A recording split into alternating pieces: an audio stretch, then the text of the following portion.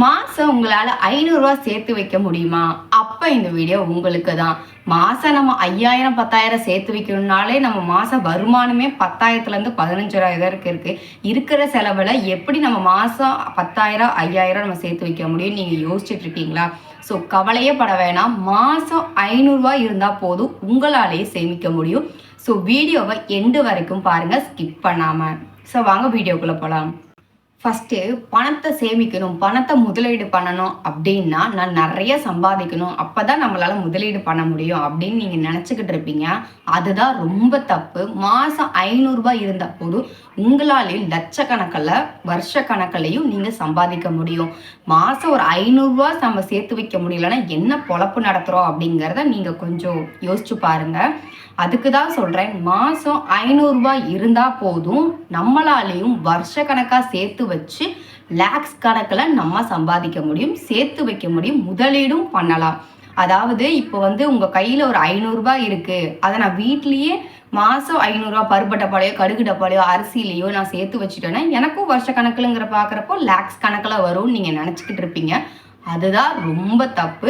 இங்கே ஒருத்தவங்க இருப்பாங்க, இன்ஃப்ளூயன்ஷன், அதுதான் மெயினே நம்மளைய சுற்றி வைக்கிறதுக்கு, பணத்தை மெயின்டைன் பண்ணுறதுக்கானவே. இன்ஃப்ளூயன்ஷன் அப்படின்னா என்னன்னு பார்த்துட்டிங்கன்னா பணவீக்கம். அதாவது இப்போ ஒரு எக்ஸாம்பிளுக்கு ஒரு சாக்லேட் நம்ம வாங்குகிறோம், இந்த வருஷத்தில் அந்த சாக்லேட் 100 ரூபாயா இருக்குது. அதே சாக்லேட் அடுத்த வருஷம் அப்படிங்கிறத பார்க்குறப்ப 106 ரூபாயா இருக்கும். இப்போ எப்படி சொல்கிறேன்னா, இன்ஃப்ளூயன்ஷன் அப்படிங்கிறது 6% நம்ம எடுத்து வச்சுக்கலாம். இந்த வருஷம் சாக்லேட் 100 ரூபாயா இருக்குது, அதே இன்ஃப்ளூயன்ஸ் 6% பார்க்குறப்ப அடுத்த வருஷம் 106 ரூபாயா இருக்கும். அதே மாதிரி தான் ஒரு 100 ரூபா நம்ம எடுத்துக்கலாம். இப்போ நீங்கள் வீட்டில் பீரோவில் அந்த 100 ரூபாயா வைக்கிறீங்க இந்த வருஷம், ஆனால் அடுத்த வருஷம் அது 106 ரூபாயா இருக்கும்னு கேட்டால் கிடையாது. அதுதான் தப்பு. அது பார்த்தீங்கன்னா 96 ரூபாயா இருக்கும். ஏன்னா 96 ரூபாயா இருக்கும். ஏன்னு பார்த்துட்டிங்கன்னா இன்ஃப்ளூயன்ஸ் காரணமாக தான். இதே அதுக்கு அடுத்த வருஷம் அப்படிங்கிற பார்க்குறப்ப 88 ரூபாயா நம்ம கையில் மாறி இருக்கும். ஸோ அதுக்கு தான் 7% வட்டி வர மாதிரி ஒரு திட்டத்தில் நம்ம 100 ரூபா படத்தை போட்டோம்னா அது அடுத்த வருஷங்கிற பார்க்குறப்ப 107 ரூபாயா மாறி இருக்கும். 1 ரூபா லாபம் வச்சு. ரொம்பலாம் ஆசைப்படலை, இப்போ இருக்கிற பொருளாதார நிலைமைக்கு ஈக்குவலாக இருந்தால் போதும். ஃபஸ்ட்டு ரெக்கவர் டெபாசிட், ஆர்டின்னு சொல்லுவாங்க. ஆர்டியில் நம்ம மாதம் 500 ரூபாயில் இருந்தே பணத்தை போட முடியும். அதாவது 100 ரூபாயில் இருந்தே நம்ம ஸ்டார்ட் பண்ணிக்க முடியும். ஆமாம், இது உண்மை தான். 500 ரூபா இல்லாட்டினாலும் மாதம் 300 ரூபா வச்சே நம்ம இந்த இதில் ஸ்டார்ட் பண்ணிக்க முடியும்.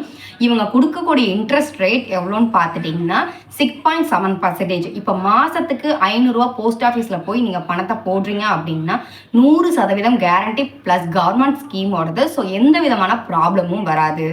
மாதம் 500 நம்ம ரேட் ஆஃப் இன்ட்ரெஸ்ட் படி 6.7% இருக்குது அப்படின்னா, இதுவே நம்ம 5 வருஷம் கழித்து நம்ம கையில் 30,000 ரூபாய் இருக்கும். ஆனால் டோட்டல் வேல்யூ ஆஃப் இன்ட்ரெஸ்ட்னு கணக்கு பண்ணி பார்த்தோம்னா 35,620 ரூபாயா நம்ம கையில் இருக்கும். இதுவே 10 வருஷத்துக்கு நம்ம கணக்கு பண்ணி பார்த்தோம்னா 85,180 ரூபாயா நம்ம கையில் இருக்கும். ஆனால் இதுவே நம்ம 20 வருஷம் கணக்கு பண்ணி பார்த்தோம்னா கிட்டத்தட்ட 2,51,120 ரூபா கிட்ட இருக்கும். அதாவது 2.5 லட்சம் நம்ம கையில் இருக்கும். நம்ம 20 வருஷம் அமௌண்ட் போடுறதே பார்த்தீங்கன்னா 1,20,000 ரூபா தான். ஆனால் நமக்கு கையில் வரக்கூடிய அமௌண்ட்டு 2.5 லட்ச ரூபாயா இருக்கும். அவ்வளோதாங்க பணத்தோட மதிப்பே, மந்திரமே. இதுவே நீங்கள் 500 ரூபா வச்சே நம்ம கையில் 20 வருஷத்துக்கு பார்த்தீங்கன்னா 2.5 லட்ச ரூபா தொடுது.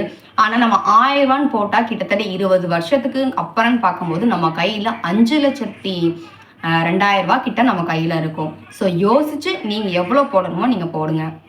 ரெண்டாவது, பப்ளிக் ப்ரொவைடு ஃபண்டு. அதாவது இவங்களோட ஸ்கீமே ரொம்ப நல்ல ஸ்கீமு. இதில் என்ன சொல்கிறாங்கன்னு பார்த்துட்டிங்கன்னா, வருஷத்துக்கே நம்ம 500 ரூபா போடலாம். அதாவது மாதம் கிடையாது, வருஷத்துக்கே 500 ரூபா தான். லிமிட்டுன்னு பார்க்குறப்போ 1.5 லட்ச ரூபா வரைக்கும் நம்ம போட முடியும். அதாவது இப்போ உங்கள் கையில் மாதம் ஒரு 100 200 அப்படிங்கிற பட்சத்தில் நம்ம போடலாம். ஆனால் வருஷத்துக்குள்ளே ஒரு 500 ரூபா அப்படிங்கிறத நம்ம போடணும். இவங்க கிட்ட ரொம்ப நல்ல விஷயம், பெஸ்ட் ஆப்ஷன் என்னன்னு பார்த்தீங்கன்னா டேக்ஸ் ஃப்ரீ. அதாவது இப்போ நீங்கள் பணத்தை போடுறீங்க இல்லையா, அதுக்கு நம்ம டேக்ஸ் கட்ட வேணாம். போட்ட பணத்தை நம்ம எடுப்போம் இல்லையா, அதுக்கும் டேக்ஸ் கட்ட தேவையில்லை. இப்போ நம்ம பணத்தை போட்டிருப்போம்ல, அதுக்குன்னு ஒரு வட்டி கொடுத்துருப்பாங்கல்ல, அந்த வட்டிக்கும் நம்ம டேக்ஸ் கட்டவே தேவையே கிடையாது. மாதம் 500 ரூபா, வருஷத்துக்குன்னு பார்த்தா 6,000 ரூபா. இதே 15 வருஷம் கழிச்சு பார்த்தோம்னா நம்ம கையில் 90,000 ரூபாய் நம்ம போட்டிருப்போம். ஆனால் நம்ம கையில் வரக்கூடிய அமௌண்ட் பார்த்தீங்கன்னா ரேட் ஆஃப் இன்ட்ரெஸ்ட் படி 17% இருக்கா. அதில் நம்ம கணக்கு பண்ணி பார்த்தோம்னா நம்ம கையில் 1,62,120 நம்ம கையில் இருக்கும்.